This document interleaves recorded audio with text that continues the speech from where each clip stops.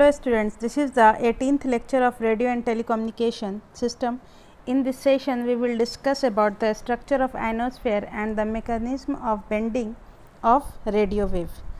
तो आइए सबसे पहले देखते हैं कि आयनोस्फेयर का स्ट्रक्चर कैसा होता है। तो यहाँ पर आप लोग इस इमेज में देख रहे होंगे कि आयनोस्फेयर इस लाइन से स्टार्ट होता है, इस पॉइंट से, और इस पॉइंट पर आयनोस्फेयर एंड हो जाता है। और इसका जो हाइट है वो क्या है, 50 to 400 किलोमीटर। ओके, इस हाइट पर ये फ्रॉम द अर्थ के इस हाइट पर ये होता है। तो यहाँ पर आप लोग क्लियरली देख सकते हैं कि आयनोस्फेयर को फर्दर जो है 4 पार्ट में डिवाइड किया गया है, D, E, F1 and F2।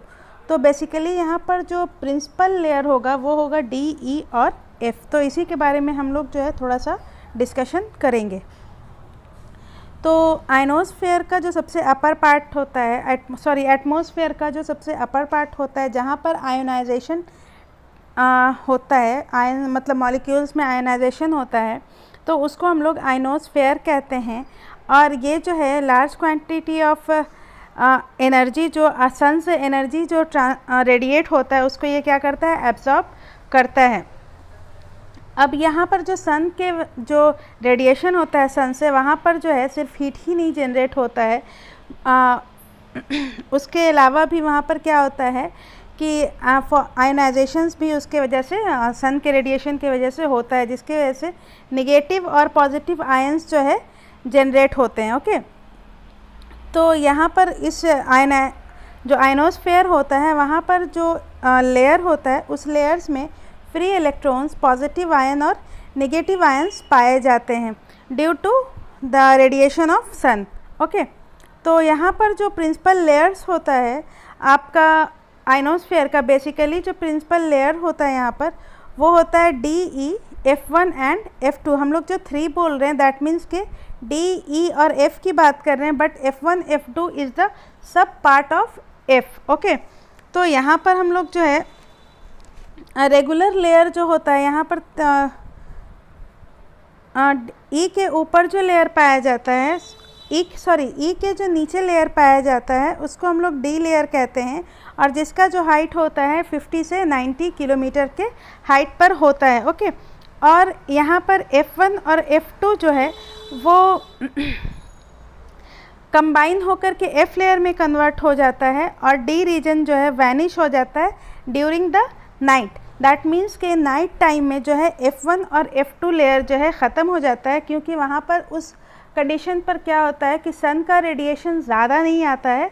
तो इसलिए हम लोगों को इन दोनों लेयर्स, ये 2 लेयर जो है कंबाइन होकर के F लेयर हो जाता है। और जब सन का रेडिएशन ज़्यादा होता है तो वहाँ पर जो है अलग अलग लेयर पर जो है आयोनाइजेशन जो होता है, या फिर हम लोग ये बोलें कि मॉलिक्यूल्स जो ब्रेक और कंबाइन होने का जो प्रोसेस होता है वो अलग, मतलब जैसे जैसे नीचे की तरफ हम लोग बढ़ते जाते हैं तो उसका प्रोसेस जो है चेंज होता जाता है। वहाँ पर डेंसिटी, चार्जेस की जो डेंसिटी होती है, मॉलिक्यूल्स की जो डेंसिटी होती है वो चेंज होती रहती है, इसीलिए ये जो है लेयर में डिवाइड हो जाता है। Okay, but at the night time जो है ये दोनों लेयर जो है F1 और F2 कंबाइन होकर के एक लेयर में कन्वर्ट हो जाता है, और D रीजन जो है वो पूरी तरह से वैनिश हो जाता है। ओके, तो नाइट टाइम पर जो यहाँ पर बेसिकली जो प्रिंसिपल लेयर होता है वो बस 2 लेयर होता है, E और F, यही 2 लेयर होता है। तो यहाँ पर जो E का हाइट है, E लेयर का जो हाइट है वो 90 से 140 किलोमीटर के हाइट पर होता है, और F लेयर का जो हाइट है वो 140 से 400 किलोमीटर का हाइट होता है। ओके, अब यहाँ पर जो है F1, F2 जो है, तो F1 जो है 140 से 250 के हाइट पर होता है। 140 से 250 किलोमीटर के हाइट पर जो हम लोग अगर बात करते हैं तो वो जो है F1 का लेयर होता है, और 250 से 400 के हाइट पर जब हम लोग बात करते हैं that is the F2। Okay, तो ये F2 का हाइट होता है। तो ये जो है कंप्लीट स्ट्रक्चर आपका आयनोस्फेयर का हुआ। अब आइए हम लोग जो है mechanism of radio wave bending of ionosphere के बारे में देखते हैं। तो जो आयनोस्फेयर पर रेडियो वेव का जो बेंडिंग होता है, इसको हम लोग अंडरस्टैंड करने के लिए सबसे पहले हम लोगों को आयनोस्फेयर का रिफ्रैक्टिव इंडेक्स जानना होगा। तो रिफ्रैक्टिव इंडेक्स जो आयनोस्फेयर का होता है, रिफ्रैक्टिव इंडेक्स को हम लोग म्यू से डिनोट करते हैं, ये आप लोगों को पता होगा। और यहाँ पर जो है रिफ्रैक्टिव इंडेक्स का जो फॉर्मूला होता है वो ये होता है 1/1 minus 81n F divided by F square का रूट ओवर। तो ये जो है आपका रिफ्रैक्टिव इंडेक्स का फॉर्मूला होता है। तो यहाँ पर जो n का जो वैल्यू है वो जो है आपका आयोनिक डेंसिटी है, चार्ज डेंसिटी है, और f is the frequency of signal. तो यहाँ पर आप लोग देख सकते हैं कि इक्वेशन 1 में जो रिफ्रैक्टिव इंडेक्स दिखाया गया है वो क्या है, रियल वैल्यू है, और हमेशा जो है उसका वैल्यू जो है 1 से हमेशा क्या होगा, लेस दैन यूनिटी 1 से हमेशा छोटा होना चाहिए। इफ़ अगर इन एनी केस अगर एफ स्क्वायर का वैल्यू 81n से अगर छोटा हो जाता है, यहाँ पर आप लोग देख सकते हैं कि एफ स्क्वायर का वैल्यू जो है 81 F square is less than 81n, तो उस कंडीशन में क्या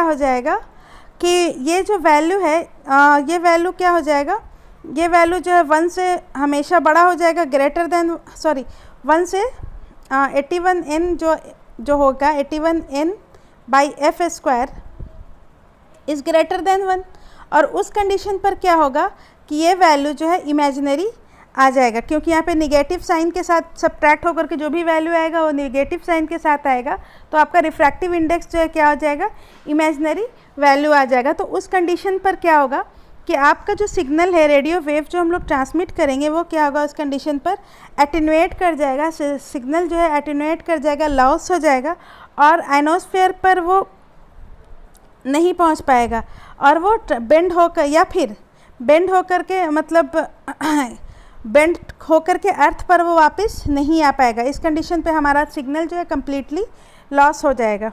ओके, तो उसके लिए हम लोग क्या, उसको अंडरस्टैंड करने के लिए हम लोगों को रेडियो वेव बेंडिंग का जो प्रोसेस होता है उसको कंप्लीट अंडरस्टैंड करने के लिए दो चीज़ हम लोगों को जानना होता है। एक तो रिफ्रैक्टिव इंडेक्स जिसको आप लोगों ने जाना, वो क्या था, mu is equal to 1/1 minus 81n by F square, एक ये था, और एक जो है स्नेल्स लॉ है कि Snell's law is equal to क्या होता है, स्नेल्स लॉ में क्या होता है कि refractive index is equal to sine I by sine R. Okay, तो ये जो है आपका रिफ्रैक्टिव इंडेक्स का फॉर्मूला है। तो this is the 2 different formulas for refractive index. Okay, तो यहाँ पर जो आई होगा वो इंसिडेंट एंगल होगा, और आर जो होगा वो रिफ्लेक्शन एंगल होगा, एंगल ऑफ रिफ्लेक्शन होगा। दैट मीन्स के जब हमारा सिग्नल ट्रांसमिट होता है तो this is the incident angle, और ये जो रिफ्लेक्ट होता है तो ये क्या हो जाएगा, R, and this is the sorry ये जो हो जाएगा आपका, यहाँ पर अगर हम लोग देखेंगे तो ये जो परपेंडिकुलर से देखेंगे तो ये हो जाएगा आई हो जाएगा इंसिडेंट एंगल, और ये हो जाएगा आर। और यहाँ पर जो है आइनोस्फेयर के लिए म्यू का वैल्यू लेस दैन 1 है, तो उस कंडीशन पे क्या हो जाएगा, sine I by sine R is always greater less than 1। तो यहाँ पर जो हो जाएगा साइन आई जो रिफ्रैक्टिव इंसिडेंट एंगल होगा वो रिफ्रैक्टिव एंगल से क्या हो जाएगा, हमेशा छोटा होना चाहिए। दैट मीन्स के यहाँ पर जो आई का वैल्यू होगा वो हमेशा लेस देन आर होगा। ओके, आर का से क्या होगा, यहाँ पर लेस देन होना चाहिए। अब यहाँ पर जो आपके आयनोस्फेयर में जो आयनाइजिंग एजेंट है उसके बारे में थोड़ा सा जानते हैं। तो यहाँ पर जो आयनाइजेशन जो होता है आपके आयनोस्फेयर में, उसका मेन कारण होता है अल्ट्रा वायलेट रेज होता है, अल्फ़ा बीटा गामा रेज होता है, और कॉस्मिक रेज जो अदर खगोलीय पिंड होता है उससे जो रेज होता है निकलता है, उसके वजह से जो है आपको आयनोस्फेयर पे आयनाइजेशन होता है। ओके, तो आयनोस्फेयर जो लेयर है वो मतलब यूनिफॉर्म नहीं है, वो क्या होता है कि day by day, height by height, या फिर हम लोग ये कहें कि month by month, time by time वो वेरी करता रहता है। हर एक पॉइंट पर वहाँ पर जो डेंसिटी है या फिर चार्ज डेंसिटी होता है या फिर आयनाइजेशन होता है, तो वो टाइम बाय टाइम क्या होता है, वो चेंज होता रहता है। तो और हर एक लेयर का एक पार्टिकुलर क्रिटिकल फ्रीक्वेंसी होता है, जिस फ्रीक्वेंसी पे क्या होता है कि हम लोग जब अपवर्ड हम लोग फ्रीक्वेंसी को ट्रांसमिट करते हैं तो उस कंडीशन पर क्या होता है कि वर्टिकली अपवर्ड, तो वो रिटर्न बैक अर्थ पे ना हो करके उस कंडीशन पे क्या हो जाता है, वो पेनेट्रेट कर देता है, पेनेट्रेट हो जाता है। ओके, तो उसको हम लोग क्रिटिकल फ्रीक्वेंसी कहते हैं। तो उस हर एक लेयर का जो है DE, F1 और F2 जो होता है लेयर, उसका अलग अलग क्रिटिकल फ्रीक्वेंसी होता है, और हर एक टाइम पर भी शायद चेंज होता होगा, और या फिर जब जो जिस पॉइंट पर हम लोग जो है सिग्नल ट्रांसमिट करते हैं जिस पॉइंट पर, तो वहाँ पर कभी डेंसिटी देखते होंगे, क्योंकि हम लोग पहले ही जब पढ़ा था कि जब हम लोग सिग्नल ट्रांसमिट करते हैं तो वहाँ पर जो है आयनोस्फेयर पे चार्ज डेंसिटी को मेज़र करके हम लोग सिग्नल ट्रांसमिट करते हैं। ओके, अब हम लोग नेक्स्ट देखते हैं। तो angle of reflection will go on deviated from the normal as the wave is encounter the rare medium. तो जो यहाँ पर रिफ्लेक्शन जो होता है वो डेविएट हो जाता है, नॉर्मल से थोड़ा दूर चला जाता है जैसे ही जो रेयर मीडियम में इन करता है। तो यहाँ पर जो सक्सेसिव लेयर होता है वो जो N4 is greater than N3 is greater than N2 is greater than N1, इसको समझने के लिए हम लोगों को ये इमेज देखना होगा कि suppose there is 3 layers N1, N2 and N3। तो यहाँ पर जो होगा N3 का चार्ज डेंसिटी ज़्यादा होगा as compare to N1 and N2, ठीक है। और जितना डेंस, तो यहाँ पर हम लोग ये समझ सकते हैं कि N1, N2, N3, N4 जो है ये किस लिए बताया गया, this is for the F1, F2 and E and D के बारे में यहाँ पर बात की गई है कि जैसे जैसे हम लोग हाइट पर पहुँचते जाएंगे वहाँ पर क्या होगा कि इलेक्ट्रॉन का डेंसिटी बढ़ता जाएगा। और इक्वेशन 1 से जो म्यू का वैल्यू, जैसे जैसे n का वैल्यू इंक्रीज़ होगा तो म्यू का वैल्यू क्या होगा कि वो डिक्रीज़ होता जाएगा। तो यहाँ पर जो है μ1 सबसे बड़ा होगा एज़ कम्पेयर टू μ4। तो यहाँ पर आप लोग देखेंगे कि μ1, μ2, μ3 है, तो यहाँ पर जो सबसे बड़ा होगा रिफ्रैक्टिव इंडेक्स ये μ1 का होगा और μ3 का सबसे लो होगा। ओके, तो यहाँ पर हम लोग अगर देखते हैं कि angle of refraction this is suppose कि यहाँ पर हम लोग जो वेव, जो है कोई वेव को हम लोग कंसीडर करते हैं जो कि P पॉइंट पर जो है इंटर करता है आइनोस्फेयर पर, और PM पॉइंट पर वो क्या होता है कि अर्थ के पैरेलल आता है। यहाँ पर आप लोग देख सकते हैं कि यहाँ पर ट्रांसमीटर से सिग्नल ट्रांसमिट हुआ एंड P पॉइंट पर वो इंटर करता है, और PM पॉइंट पर ये क्या होता है अर्थ के पैरेलल आता है। तो उस कंडीशन पर ये पॉइंट वाइज क्या होता है डेविएट होता जाता है due to change in refractive index. Okay, change in refractive index की वजह से क्या होता है ये डेविएट होता जाता है। और यहाँ पर जो एंगल ऑफ रिफ्रैक्शन है लास्टली जो PM पर पॉइंट पर पहुँचता है तो 90 डिग्री हो जाता है, और ये जो है आपका आइनोस्फेयर का सबसे हाईएस्ट पॉइंट जो है वो रेडियो वेव का होता है, हाईएस्ट पॉइंट आइनोस्फेयर का होता है, और रेडियो वेव जो है आपका सबसे हाईएस्ट पॉइंट पर पहुंचता है। उसके बाद जो है इस कंडीशन पर ये क्या होता है कि जब सबसे मैक्सिमम है तो यहाँ पर क्या होता है कि ये बेंड हो जाता है। ओके, तो रिफ्रैक्टिव इंडेक्स सबसे हाईएस्ट पॉइंट पर 90 डिग्री हो जाता है, तो उस कंडीशन पर क्या होता है कि वो बेंड हो जाता है और टुवर्ड्स द अर्थ हो जाता है, टुवर्ड्स द अर्थ वो बेंड हो जाता है। तो यहाँ पर देखेंगे जैसे ही पॉइंट P पर पहुँचता है तो इक्वेशन 2 जो आपका स्नेल्स लॉ से होता है sin I by sin R जो होता है, तो उस कंडीशन पर म्यू एम जो होता है mu M is equal to हो जाता है sin I m, क्योंकि रिफ्रैक्टिव इंडेक्स रिफ्लेक्टिव एंगल जो होता है, रिफ्लेक्टेड एंगल जो होता है वो 90 डिग्री हो जाता है। तो ये sin 90 का वैल्यू क्या होता है 1 होता है। Okay, sin 90 is equal to 1, तो उस वैल्यू को पुट करते हैं तो mu M is equal to हो जाता है sin I m, that is के sin I का इंसिडेंट एंगल मैक्सिमम है। तो यहाँ पर जो पॉइंट P जो होता है, पॉइंट PM पर जो टोटल इंटरनल रिफ्लेक्शन जो है टेक्स प्लेस होता है, दैट मीन्स कि रिफ्लेक्टेड एंगल जो है वो 90 डिग्री पर हो जाता है, और जो वेव जो होता है वो अर्थ के डायरेक्शन में बेंड हो जाता है, और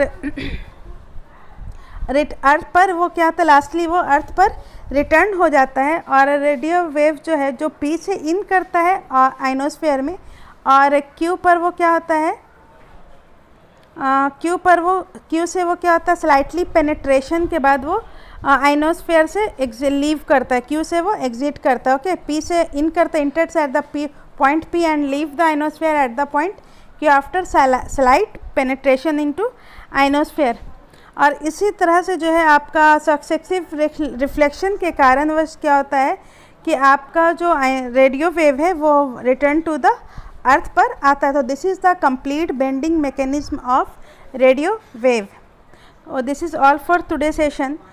till then keep learning, keep watching, thank you.